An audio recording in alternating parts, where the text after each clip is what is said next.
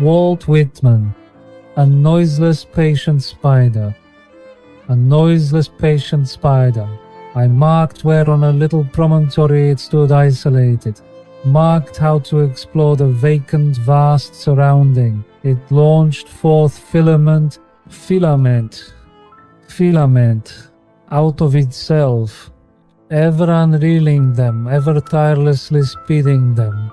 And you, O my soul, where you stand, surrounded, detached in measureless oceans of space, ceaselessly musing, venturing, throwing, seeking the spheres to connect them, till the bridge you will need be formed, till the ductile anchor hold, till the gossamer thread you fling catch somewhere, O my soul.